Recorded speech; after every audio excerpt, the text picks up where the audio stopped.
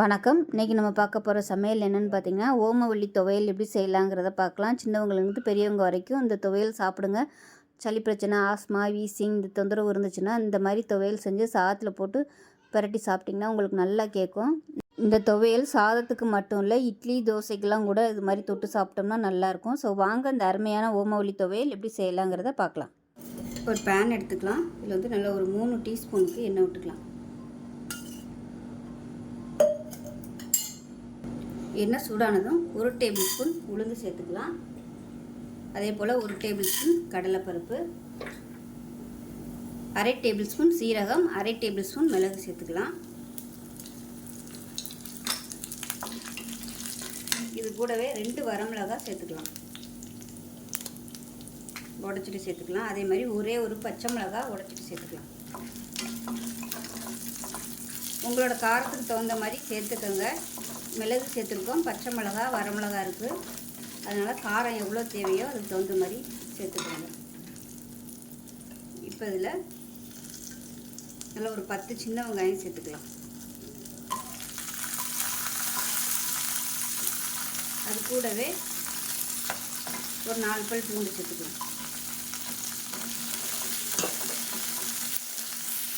இப்போ இதிலேயே ஒரு சுண்டைக்காய் சைஸுக்கு புளி சேர்த்துக்கலாம்.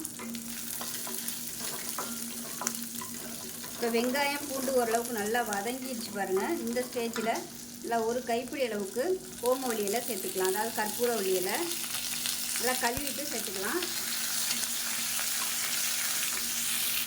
இது கூடவே ஒரு கைப்பிடி அளவுக்கு கொத்தமல்லி இலையும் சேர்த்துக்கலாம். லேசாக வதக்குனா போதும், ரொம்ப வதக்கணும்னு அவசியம் இல்லை. லைட்டாக அந்த கொத்தமல்லி இலை வதங்கினதும் அமர்த்திடலாம்.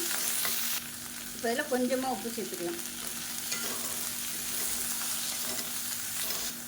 இந்த அளவுக்கு வதக்குனிங்கன்னா போதும். இப்போ கேஸ் அமர்த்திடலாம். அமர்த்திட்டு ஆற விட்டுட்டு நல்லா நைஸாக அரைச்சிக்கலாம். தண்ணியெல்லாம் ஊற்ற வேணாம், நல்லா கெட்டியாக அரைச்சிட்டு பார்க்கலாம். இப்போ பாருங்கள், அரைச்சிட்டே நான் வந்து கொஞ்சம் கூட தண்ணியே ஊற்றலை. அந்த ஓமவல்லியில் இருக்கும் இல்லையா தண்ணி பசா, அந்த தான் இந்த அளவுக்கு அரைச்சிக்கோங்க. தண்ணியை மட்டும் ஊற்றிடாதீங்க.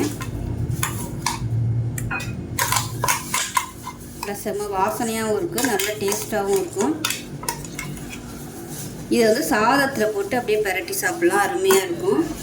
இப்போ பாருங்கள், நல்லா சுட சுட சாதத்தில் இந்த துவையலை போட்டு பிரட்டி பிசைஞ்சு சாப்பிட்டோம்னா அவ்வளோ அருமையாக இருக்கும். சளி பிரச்சனை இருக்கையில் இது மாதிரி பசங்களுக்கு செஞ்சு கொடுங்க, ரொம்ப நல்லா கேட்கும். சளி பிரச்சனை இருந்துச்சுனாலும், சைனஸ் பிரச்சனை, ஆஸ்துமா அந்த மாதிரி இருந்துச்சுனாலும் இந்த துவையல் சாப்பிட்டு வந்தீங்கன்னா உங்களுக்கு நல்லா கேட்கும். இந்த மாதிரி பிசைஞ்சு சாப்பிட்டு பாருங்கள், அருமையாக இருக்கும். ஸோ டேஸ்ட்டு பார்த்திங்கன்னா நல்லா அட்டகாசமாக இருக்கும். நீங்கள் ஒரு தடவை இது மாதிரி செஞ்சு பாருங்கள், விடவே மாட்டீங்க. ஸோ இந்த வீடியோ பிடிச்சிச்சின்னா லைக் பண்ணுங்கள், கமெண்ட் பண்ணுங்கள், சேனலை சப்ஸ்கிரைப் பண்ணுங்கள், பக்கத்தில் பெல் பட்டனையும் ப்ரெஸ் பண்ணுங்கள். நன்றி.